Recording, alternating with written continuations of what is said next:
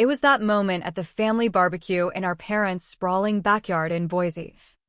The kind where the grill smoke hung heavy in the summer air and the laughter always felt a little too forced. My brother, Michael, jabbed his finger right at my face, his voice dripping with that familiar condescension that had haunted me for years. "You always quit halfway through everything, Emily. Face it, you're never gonna stick with anything." The entire extended family, uncles nursing beers, aunts fussing over potato salad, cousins chasing kids around the lawn, fell silent, their eyes darting between us like they were watching a car crash in slow motion. I set down my beer bottle with a soft clink on the picnic table, forcing a small, knowing smile. They had no idea. None of them. I just sold my startup for $3 million. But I didn't say it yet. I picked up my drink, took a deliberate sip, and turned away, letting the silence stretch like a taut wire ready to snap. They all thought I was the weak one, the family screw-up who'd never amount to anything. But I knew the truth now, the ugly, festering truth about the scam they'd been plotting right under my nose. My name is Emily Carter. And at 34, I'd become the black sheep not because I'd failed, but because I dared to rewrite the rules they lived by. Living in a cozy but cramped studio in Denver's bustling Five Points neighborhood, with its exposed brick walls and the constant hum of city life outside my window, wasn't exactly the picture of success my family painted for me. My parents, Robert and Susan, saw it as a sign I was drifting, still renting like some perpetual student. Meanwhile, Michael owned a McMansion in the suburbs of Boise, complete with a 3-car garage and what he loved to call building equity for the future. He dropped that line at every holiday dinner, usually while I was stuck clearing the table. After what they called my latest flop, when I shelved my first business idea, they figured I was just scraping by with freelance graphic design gigs. The pay was solid, better than they imagined. But that didn't fit their narrative. To them, success meant the Carter family blueprint, a stable corporate job, a house with a white picket fence by 30, and grandkids by 35. "She just can't commit to anything real," I'd overheard Susan telling her knitting group one evening, her voice laced with that pitying tone that cut deeper than any insult. They conveniently forgot I'd switched majors from business to software development in college, graduating with honors while juggling 2 part-time jobs. That corporate gig I'd left? It was riddled with shady practices, pushing me to falsify client reports. And this design thing? It had been my quiet obsession for over a decade, turning pixels and code into tools that actually helped people. Robert, a retired factory supervisor who'd spent his life wrenching machines back to life, couldn't wrap his head around my world. "Real work leaves grease on your hands," he'd grumble, dismissing the platforms I'd built that streamlined small business operations for thousands. To him, I was just tapping away on a screen. But Michael? He was the prodigy, the vice president at Northwest Regional Bank, married to Laura, a school teacher who flooded Instagram with motivational memes, and father to 2 soccer star kids. Every family get-together played out like a scripted sitcom, Michael bragging about his corner office, his latest bonus, the vacation home they were eyeing in the mountains. Robert and Susan would glow like he'd invented the wheel. Then, inevitably, the jabs at me. "Remember when Emily thought she'd be the next big podcaster?" Michael quipped at Easter, sending ripples of laughter around the table. I'd been 20, experimenting with audio editing software. To them, it was just another notch in my belt of abandoned dreams. What they didn't know, what I'd learned to keep locked away, was the fintech app I'd been pouring my soul into for the past 2 years. It was a personal finance tool that used AI to match users with customized budgeting strategies, pulling from real-time data to prevent debt spirals. I'd secured angel investors quietly, gathered testimonials from early testers who'd clawed their way out of financial holes because of it. But sharing that with the Carters? Dreams like mine had a habit of turning into ammunition in their hands. Sometimes, in the dead of night, as I debugged code until my vision blurred, I'd wonder if massive success would finally make them see me, or if they'd just twist it into another flaw. I'd internalized their story for so long, the flake, the wanderer, the one who couldn't follow through. But in those solitary hours, wrestling with algorithms that made Michael's bank spreadsheets look like child's play, I knew I wasn't the failure. I was the only one with the guts to risk it all. The text pinged on a rainy Wednesday while I was tweaking the app's user dashboard. Annual Carter Clan barbecue this Saturday at our place. Don't sweat it if you're too swamped with your side hustles. But if you can pry yourself from that laptop, swing by. Mike and Laura. The sarcasm in those quotes hit like a gut punch, implying I'd bail as usual. Laura followed up in the group chat with a string of party emojis. Can't wait to unveil the new deck. Bring your killer coleslaw. Emily, unless you've ditched cooking like everything else. Winking face, because pivoting careers apparently meant I'd forsaken basic life skills. I nearly fired back a decline. My go-to work crunch excuse. But a spark ignited, maybe from the glowing feedback on my latest beta release, or the investor who dubbed my app game-changing. Or maybe I was just done being their ghost. The cautionary tale whispered to the kids about squandered potential. Count me in with the coleslaw, I replied, my thumb hovering before hitting send. Saturday dawned crisp and clear. The kind of Idaho weather that masks deeper storms. I whipped up not coleslaw, but a fresh kale salad with quinoa and herbs from my tiny balcony planter, something they'd probably mock as too hipster or California nonsense, as if eating well was a betrayal. The 8-hour drive from Denver gave me plenty of time to rehearse confrontations, envisioning the shock on their faces when I dropped my successes. But each scenario ended with Michael's smug chuckle and Susan's sympathetic head tilt. Their house loomed in a cookie-cutter neighborhood. Michael's gleaming Chevy Silverado parked beside Laura's spotless minivan. The lawn manicured to perfection despite water restrictions. Emily actually showed. Michael boomed as I approached, salad in hand. His world's best dad apron flapping like a flag of superiority. Folks, mark the date, she made it. The relatives were already assembled, aunts gossiping on Adirondack chairs, uncles debating football, kids splashing in an inflatable pool. Susan presided over the patio like a queen, Robert manning the grill while Michael regaled him with tales of his recent ascent to senior VP. Youngest in the division, he boasted. They're eyeing me for the executive retreat in Vegas. Susan spotted me, her smile tightening at the edges. Emily. Dear. You look exhausted. Are you getting enough rest? I'd been hitting the gym, building strength for the long hours. But to her, deviation from the norm spelled trouble. Hey. Sport, Robert grunted without glancing up. Mike here's mapping out his 10-year plan. Might rub off on you. The afternoon dragged in predictable agony, Michael leading a tour of their forever home, pointing out the home gym for his workouts, the guest rooms for when we grow the family, the basement bar he'd stock with craft beers. I endured the interrogations, still single? Yep. Still fiddling with designs? Uh-huh. Ever thought about a real job with a 401k? I had one. Actually. Through my contracts, but why bother explaining? Emily's our wild card, Aunt Linda cooed, squeezing my arm like I was a lost puppy.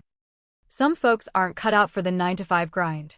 But the knife twisted deepest when Michael cornered me by the kitchen island, refilling his soda. Sis, he drawled in that faux brotherly tone that always preceded a dig.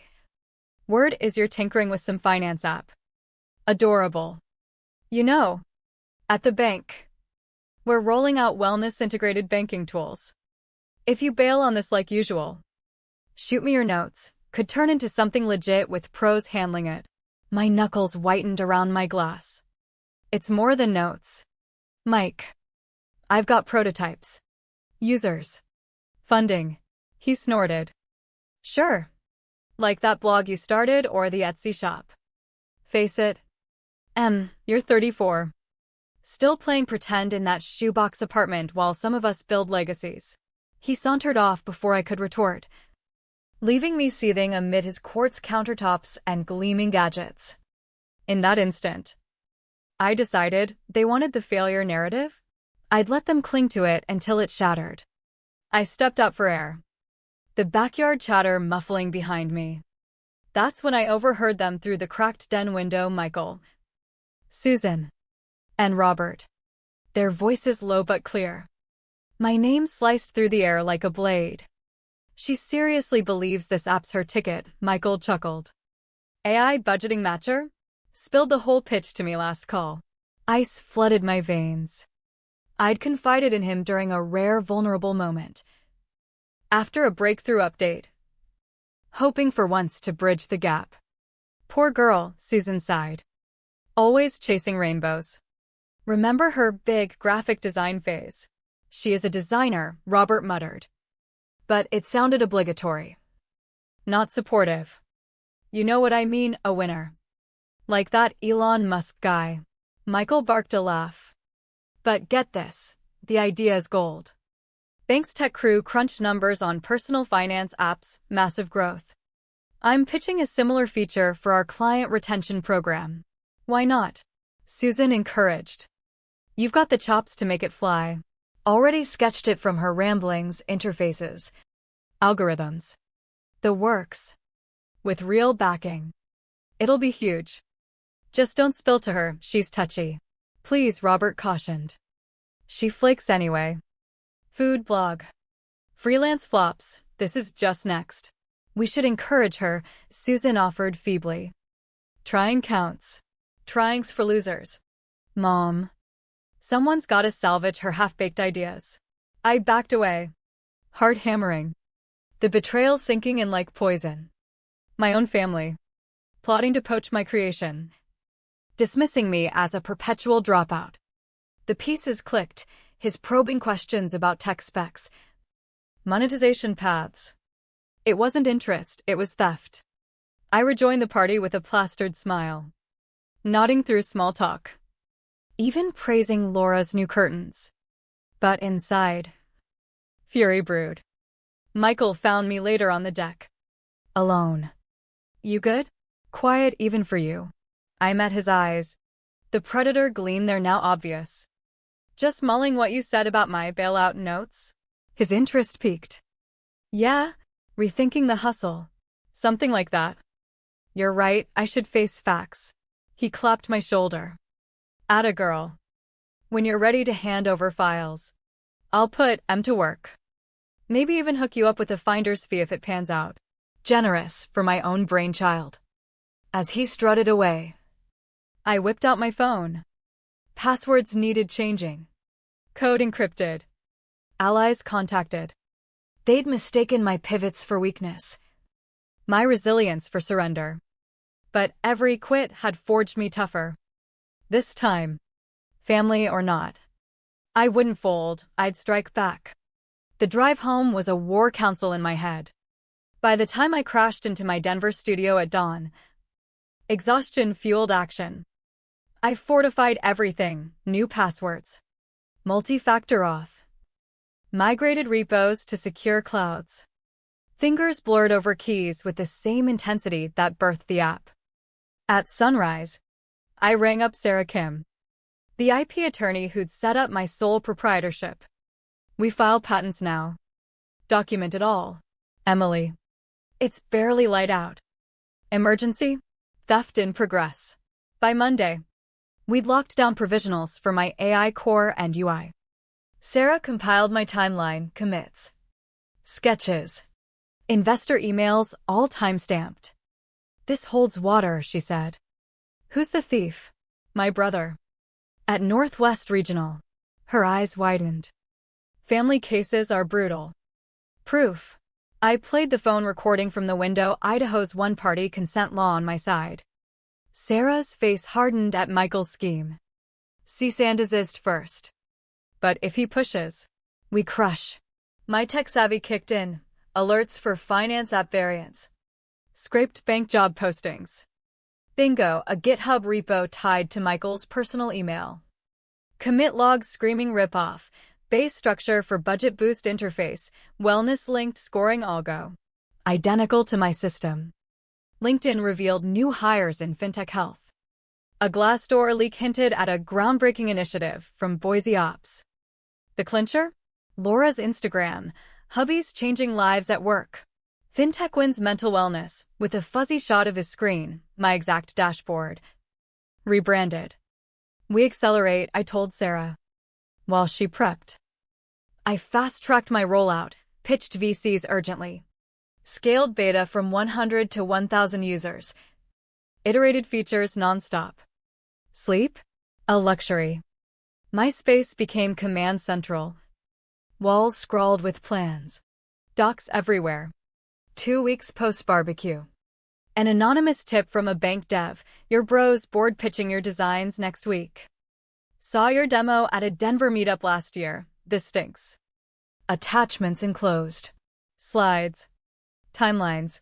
A $1.5 million ask. All my work with bank logos. I forwarded to Sarah. Then hit up venture lead Tom Reyes. Who died my app? Theft threat. How fast for buyout? Send proof. If solid. Offer by Friday. I pulled all-nighters, projections. Specs. Testimonials. The group chat buzzed obliviously, kid pics. Susan's recipes. Robert's sports rants. I hearted and lolled. Masking the storm. Sarah fired the cease and desist Thursday. This halts them. But I craved more than stop, I wanted domination. A win so absolute Michael'd choke on his arrogance. Tom called that afternoon. Impressive. Fly to Seattle tomorrow. I did. Ignoring Michael's escalating texts. Call me. Urgent. The pitch was electric, they demoed. Grilled. Praised. $2 million outright. Plus $800K advisory role, 2.8 total. Make it 3. With equity and anti-compete for banks. We haggled till dusk, 3.1 M. 12% stake. Ironclad clauses. Flying home. Triumph surged. I ghosted family calls but stayed chat active. Salad recipes. Garden thumbs-ups. Meme shares. Whispers from contacts. Banks project iced. Dev shuffled. Probe into Michael's unauthorized dev. His LinkedIn went quiet. Posts vanilla. Susan called. Mic's off. Work stress. You two talk. Nope. He'll bounce, he always does. Not this time. Days before close. Michael banged on my door at midnight. Rumpled and desperate. We gotta talk. I let him in. Offered coffee. Feigned concern. You look wrecked. Drop the BS. The legal hammer? My project's toast. Career in the toilet. I safeguarded my IP. Standard procedure. Procedure? You're no mogul, you're the sis who flakes. Is that why you swiped my code? 'Cause I'd flake anyway. He blanched. Wasn't swiping, elevating it. You'd quit like always. Like college? Finished it. Corp job? Left ethics intact. All those flops? Built this. I flashed the offer email. His world crumbled. 3 mil? Impossible. Underestimation's a bitch. Mike. Shows true colors like scheming with mom and dad. You heard. Every laugh. He bolted. Wordless. I locked up. Resumed docs. The chat erupted next on. Michael spun my win as his inspiration. Floods of always knew you'd shine. Susan rang nonstop. Millions? Why hide it? Would you believe?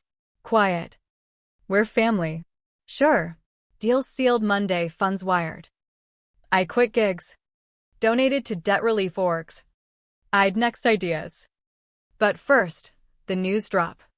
My LinkedIn announcement, excited, FinTrack acquired by Reyes Capital. From passion project to life changer, grateful to believers. Congrats poured in. Family reactions? Priceless. Aunt Linda, our star. Robert, proud. Kid. Michael, silent fury. Dodged party invites, transition busy. Then the barbecue invite, farewell bash for Mike's branch move. Family first. Truth? Demotion to podunk office. Probe fallout. I RSVP'd. Prepped fine wine. Composed facade. Dev outreach to the whistleblower. Thanks, join my next team? Yes. For what it's worth. He knows he's screwed up. Arrival, Michael opened. Haggard. Thanks for showing. Congrats on the gig. Jaw clench. Inside. Subdued vibes. Susan hugged tight, you seem changed. Same me. Robert, our tycoon. Small talk skirted edges till beers loosened. Uncle Bob, what did it fetch? 7 figs. NDAs. Susan at dinner, we always backed your dreams. I smiled. Like telling knitters I can't commit? Ripples. Didn't say that. Heard it clear. Tension peaked post-meal. Michael. Slurred. Nice. Huh? Millionaire while I rot in the sticks. Not rotting, working ethically. You won. Happy? Won? Stopped caring what you think. Bull, you're gloating. No. Here, cause family. But your theft? Assumed my weakness. Jokes built my armor. You made me unbreakable. He gaped. I walked off. Susan later, we failed you. I'm past anger, proved you wrong.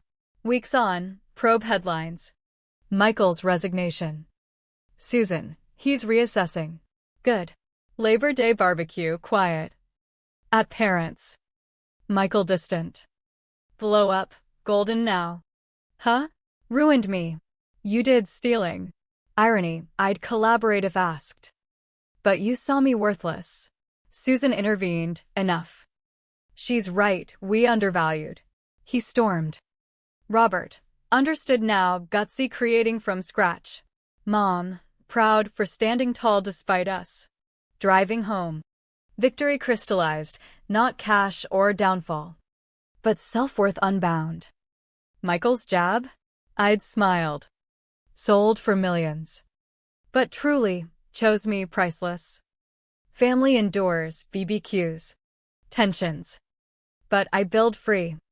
Lessons etched. Revenge isn't wronging them. It's righting yourself.